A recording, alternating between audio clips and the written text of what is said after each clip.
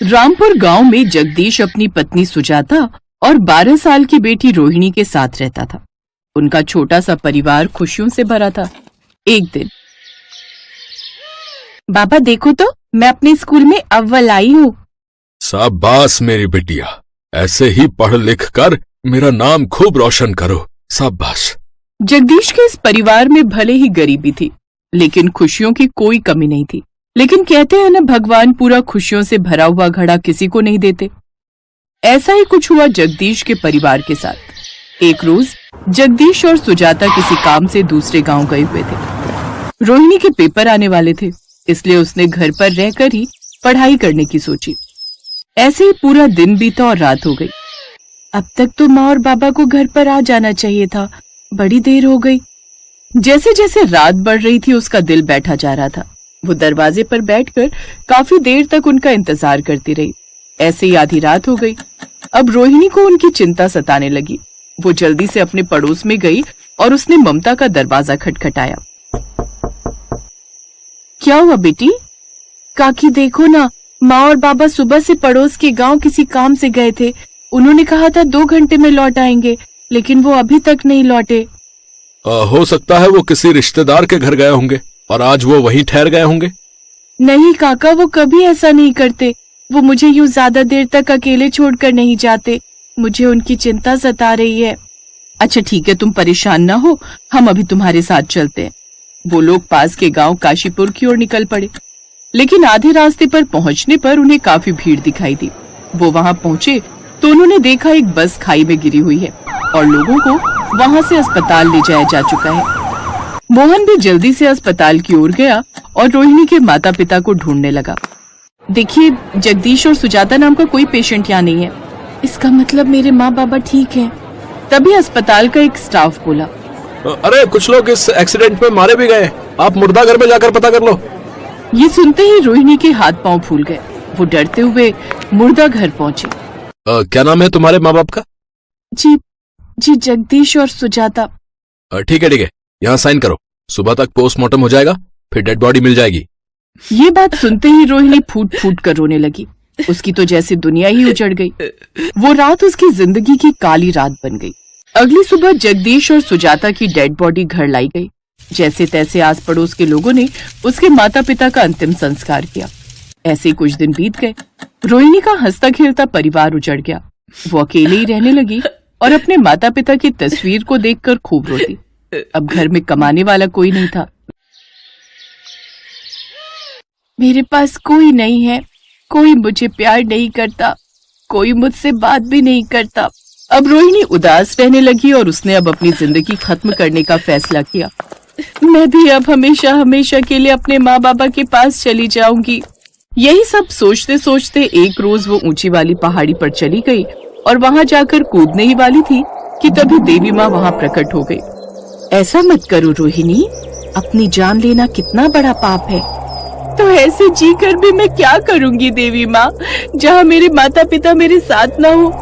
बेटी, मैं तुम्हारे माता पिता को तो नहीं लौटा सकती, लेकिन तुम्हें कोई वरदान जरूर दे सकती हूँ। इसलिए तुम थोड़ा सोच समझकर कोई वरदान मांगो। रोहिणी ने काफी देर तक सोचा। मेरे सभी रिश्तेदारों और आस पड़ोस वालों ने मुझे इसलिए अपनाने से मना कर दिया क्योंकि मैं गरीब हूँ, और इसलिए कोई मुझसे ना ही बात करता है और ना ही मेरे साथ रहता है। देवी, मुझे आप ये वरदान दीजिए कि मैं जिस भी चीज को हाथ लगाऊं वो सोने की बन जाए। तथास्तु। देवी माँ उसको वरदान देकर अंतर्ध्यान हो गई। अब रोहिणी खुश थी। उसे लगा कि अब सब उसे प्यार करेंगे क्योंकि उसके पास हर चीज को सोने की बनाने की शक्ति जो थी। रोहिणी खुशी खुशी घर लौट आई और अपने घर को देखकर कहने लगी, सबसे पहले मैं इस टूटी फूटी झोपड़ी को ही सोने की बना देती हूँ। मैं चाहती हूँ कि ये मेरी टूटी फूटी झोपड़ी जल्दी से सोने की बन जाए। रोहिणी के इतना कहते ही उसकी टूटी फूटी झोपड़ी सोने की बन गई। न सिर्फ घर, बल्कि घर के अंदर रखी सभी चीजें भी सोने की बन गई। अरे वाह, ये तो चमत्कार हो गया। अब देखना कि गांव वाले कैसे मेरे सोने के घर को देखकर दौड़े दौड़े चले आएंगे। अब बिल्कुल वैसे ही हुआ। गांव के लोगों की भीड़ उसके घर के बाहर लग गई। अरे ये कैसा चमत्कार है? तुम्हारी ये टूटी फूटी झोपड़ी आखिर सोने में कैसे बदल गई? बस यूं समझ लो कि ऊपर वाले का आशीर्वाद है काका।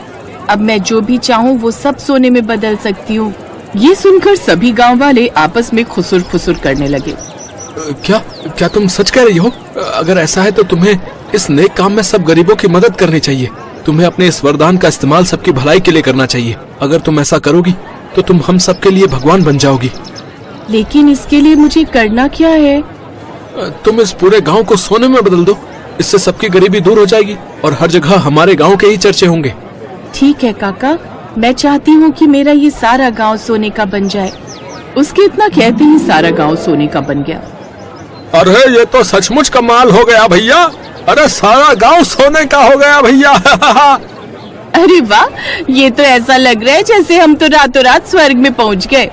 अब सभी गांव वाले खुश थे, लेकिन अनजाने में वो ऐसा कुछ भूल गई जिससे गांव के साथ साथ वहाँ की चीजें भी सोने की बन गई। सब कुछ सोने का बन चुका था।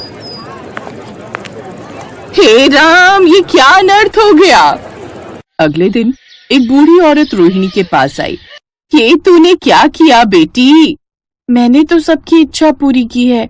मुझे लगा सब कुछ सोने का कर देने से लोग मुझसे बहुत खुश होंगे और वो सब मुझे ढेर सारा प्यार करेंगे। नहीं बेटी, ऐसे तो सबकी जान को खतरा हो सकता है। अगर यहाँ रखी हर चीज सोने की हो जाएगी तो सब पिएंगे क्या और खाएंगे क्या? ऐसे तो सब भूखे मर जाएंगे और ऐसे तो ये पूरा गांव बर्बाद हो जाएगा। ये तो मैंने सोचा ही नहीं। अब सब कुछ पहले जैसे कर दे बेटी। लेकिन अम्मा, ये सब मेरे हाथ में नहीं है। मुझे तो वरदान बस सोने की चीजों में बदलने का मिला था। तभी रोहिणी को तेज प्यास और भूख लगी, लेकिन सब कुछ सोने में बदल गया था, इसलिए न तो वो पानी पी सकती थी और न ही वो कुछ खा सकती थी।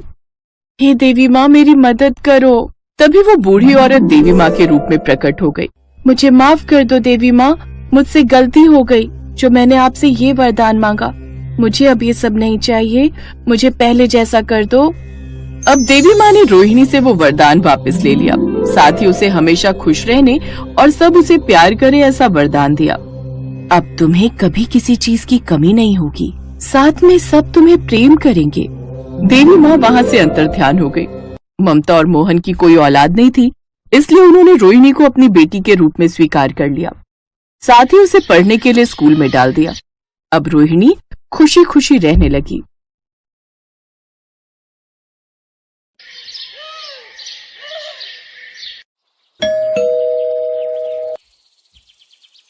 अरे कमला, मेरा छोटा बेटा कुछ दिन पहले ही विदेश से लौटा है।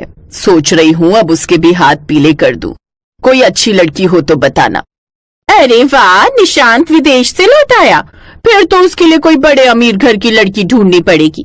तेरी बड़ी गरीब बहू की तरह नहीं जो बस 2 जोड़ी कपड़े में ही ससुराल चली आई। अब मुझे देख, अमीर बहू लाई हूँ तो सब सामान आया है दहेज में। ये जिस एसी की तू ठंडी ठंडी हवा खा रही है ना, ये भी मेरी बहू के दहेज में ही आया है। मैंने तो इसे हॉल में लगवा दिया ताकि सब इसका इस्तेमाल करे। चलो बढ़िया है, एक मैं हूँ जिसकी गरीब बहू कुछ नहीं लाई। लेकिन अब तो मेरी सारी उम्मीदें अपनी छोटी बहू से ही है। तू कोई अच्छी अमीर घर की लड़की ढूंढ ना मेरे निशांत के लिए। अरे तुम चिंता मत करो, निशांत के लिए तो मैं एक बड़े घर की लड़की का रिश्ता ही लेकर आऊंगी। ऐसे ही समय बीता। एक रोज कमला एक बड़े घर की लड़की का रिश्ता निशांत के लिए लेकर आती है। देख तो विमला, लड़की कितनी सुंदर है, ऊपर से अमीर घर से भी है, अपने माँ बाप की इकलौती है, खूब दहेज मिलेगा। बोल तो बात करूं। अरे नेकी और पूछ पूछ, तू जल्दी से बात बढ़ा, हम कल ही चले जाएंगे देखने। विमला एक लालची औरत थी। उसके बड़े बेटे ने अपनी पसंद की गरीब लड़की से शादी की थी, इसलिए उसके दहेज में कुछ नहीं आया था। इसलिए विमला हमेशा उससे नाराज रहती थी और अब उसने ठान लिया था कि वो अपने छोटे बेटे के लिए बड़े घर की लड़की ही लाएगी। बात आगे बढ़ी। फिर वो अपने बेटे के लिए सोनिया को दुल्हन बनाकर घर ले आई। आओ मेरी प्यारी बहू, इस घर में तुम्हारा स्वागत है। हाय कितनी सुंदर है मेरी छोटी बहू, बिल्कुल परियों जैसी। सोनिया दहेज में खूब सारा सामान लेकर आती है, जैसे एसी, फ्रिज, वॉशिंग मशीन और भी बहुत सा सामान। विमला अपनी लोभी आंखों से वो सब देखती है तो खुश हो जाती है। फिर विमला उसे उसके कमरे में ले जाती है। ओफो, इस कमरे में तो एक एसी भी नहीं है। मैं इस कमरे में कैसे रहूंगी? माँ जी, आप जल्दी से मेरे दहेज में आया हुआ एसी मेरे कमरे में इंस्टॉल करवा दीजिए। बहू, तुम्हारे कमरे में एसी? लेकिन मैं तो सोच रही थी इसे हॉल में लगवा दूं। वो क्यों भला? ये एसी मेरे पापा ने मेरे लिए दिया है, और वैसे भी मैं अपने ससुराल में कोई समाज सेवा करने नहीं आई हूँ। और हाँ, वो टीवी भी मुझे बड़े टीवी वाली स्क्रीन पर देखने की आदत है, इस छोटे से टीवी में नहीं। अच्छा ठीक है बहू, जैसा तुम कहो। विमला सोनिया के कमरे में आया हुआ एसी, फ्रिज और टीवी रखवा देती है। ऐसे कुछ दिन बीतते हैं, जहाँ अमीर सोनिया सारा दिन अपने कमरे की ठंडी हवा में बैठती, तो वहीं उसकी जेठानी रजनी घर के कामकाज में लगी रहती। एक रोज गर्मी में सारा दिन काम करके रजनी का गला सूखने लगता है। गर्मी में काम करके गला सूखने लगा है, ठंडा पानी पीने की इच्छा हो रही है। रजनी सोनिया के कमरे में जाकर फ्रिज से पानी निकालकर पीने लगती है। आहा, ठंडा पानी पीकर कितना सुकून मिला है।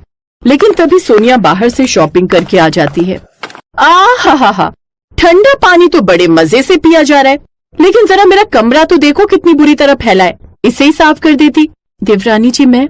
हाँ, तुम कर भी दोगी तो क्या चला जाएगा तुम्हारा? ठीक ही तो कह रही है छोटी बहू, वो बेचारी शॉपिंग करके थक कर आई है, तो तुम उसका कमरा साफ कर दोगी तो कौन सा गुनाह हो जाएगा। चल अब जल्दी से इसका कमरा साफ करके झाड़ू लगा दे, और हाँ, फिर फिनाइल डालकर पोछा भी लगा देना। जी माँ जी।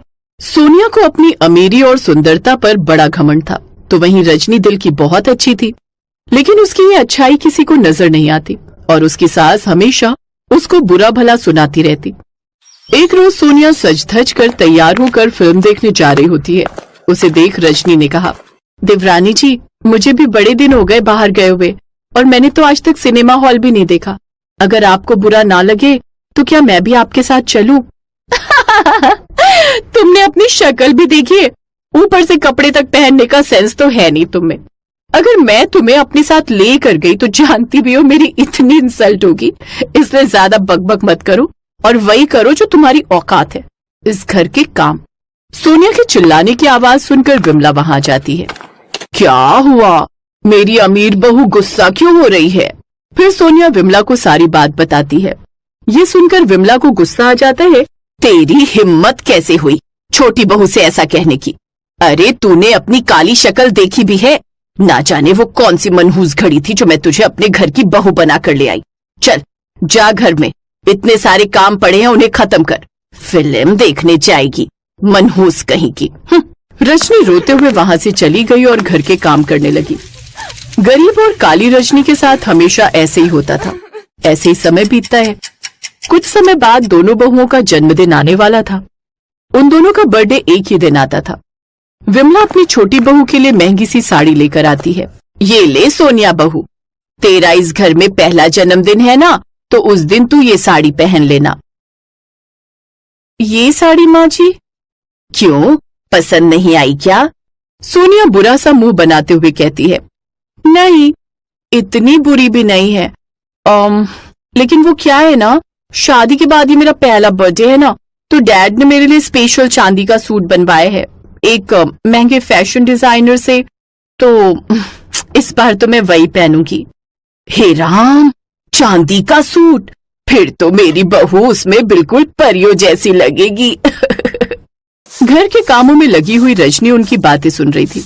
उसे ये जानकर बहुत बुरा लगता है कि उसकी सास उसके लिए कुछ भी नहीं लाई।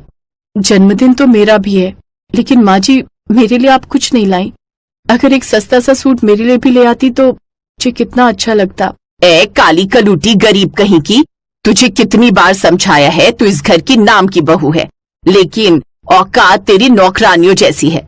आहा, सूट चाहिए महारानी को, जैसे तेरे बाप ने तो मुझे संदूक भरकर खजाना दिया है ना। और अब मुझसे खुद को कंपेयर करना बंद करो। और हाँ, माँ जी ने मेरे पहले बर्थडे के लिए बहुत सारे लोगों को इनवाइट किया है, तो जन्मदिन के दिन सारे घर की सफाई करके उसको सजाकर और अच्छे अच्छे पकवान बनाकर तुम यहाँ से निकल जाना, समझी? क्योंकि मैं नहीं चाहती कि मेरी फ्रेंड्स को पता चले कि तुम जैसी गरीब और काली औरत मेरी जेठानी है। उस दिन रजनी बहुत रोती है। उसका पति मनीष दूसरे शहर में नौकरी करता था, इसलिए उसकी तरफदारी करने वाला वहाँ कोई नहीं था। सुबह जल्दी उठकर रजनी सारे घर की सफाई करती है, फिर सारे घर को दुल्हन की तरह सजाती है, जिसके बाद वो तरह तरह के पकवान बनाती है। अपने बर्थडे पर सोनिया अपने पापा का दिया हुआ चांदी का सूट पहनती है और सज धज कर तैयार हो जाती है तो वहीं बेचारी रजनी पुरानी सी साड़ी पहने हुए होती है। अरे वाह, मेरी बहू तो आज इस चांदी के सूट में बिल्कुल चांद का टुकड़ा लग रही है। हाय, नजर ना लगे इसे किसी की। जन्मदिन बहुत बहुत मुबारक हो बहू। थैंक यू माँ जी। और तू, सारा काम हो चुका है तो तुम्हारी अब यहाँ कोई जरूरत नहीं है। अब तुम यहाँ से चली जाओ और जब पार्टी खत्म हो जाए तब अपनी ये मनहूस सी शक्ल लेकर चली आना सफाई करने। रजनी अपनी किस्मत को कोसती हुई घर से निकल जाती है। कुछ दूर चलकर वो जंगल में पहुंच जाती है और थक हार कर एक पेड़ के नीचे बैठ जाती है। मेरे काले और गरीब होने के कारण मेरी सास और देवरानी मुझसे कितनी नफरत करती है। हर पल मुझे ताने देती हैं। वो खुद से ये सब बातें कर ही रही होती है कि तभी उसकी नजर सामने फंसे एक खरगोश पर जाती है जो कि दलदल में फंसा हुआ होता है और डूबने ही वाला होता है। अरे ये क्या, ये तो इसमें डूब जाएगा, मुझे इसकी जान बचानी होगी। रजनी जल्दी से उस खरगोश की मदद करती है और उस खरगोश को बाहर निकालती है, लेकिन अचानक उसका पैर फिसल जाता है और वो खुद ही उस दलदल में डूबने लगती है। बचाओ, कोई बचाओ मुझे।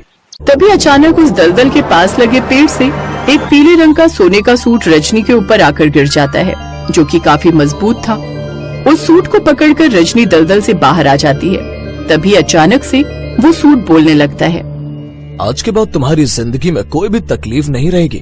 तुम बहुत नेक दिल इंसान हो। तुमने अपनी जान खतरे में डालकर उस खरगोश की जान बचाई है। अरे ये क्या, तुम तो बोलते भी हो, भला ये कैसा चमत्कार है? हाँ, मैं एक जादुई सोने का सूट हूँ जो परीलोक से आकर इस पेड़ पर फंस गया था और तभी आजाद हो सकता था जब मैं किसी नेक दिल इंसान की मदद करूँ और उसके पास ही रहूँ। अब तुम एक बार मुझे पहन कर देखो, तुम्हारी सारी तकलीफें खत्म हो जाएंगी। उसकी बात मानकर रजनी उस सूट को पहन लेती है, जिसे पहनते ही वो बहुत ही खूबसूरत हो जाती है। रजनी बहुत खुश होती है। वो सोने का सूट पहनकर अपनी देवरानी की बर्थडे पार्टी में पहुंचती है, जहां सभी उसे देखकर हैरान रह जाते हैं। ये क्या, तुमने सोने का सूट पहना है और तुम इतनी खूबसूरत कैसे हो गई? रजनी सबको सारी बात बताती है। ये सुनकर सोनिया चिढ़ जाती है। अब उस सोने के सूट की मदद से रजनी खुद का बड़ा घर बना लेती है जिसमें ऐशो आराम की हर चीज होती है। अब उस घर में वो अपने पति के साथ खुशी खुशी रहती है।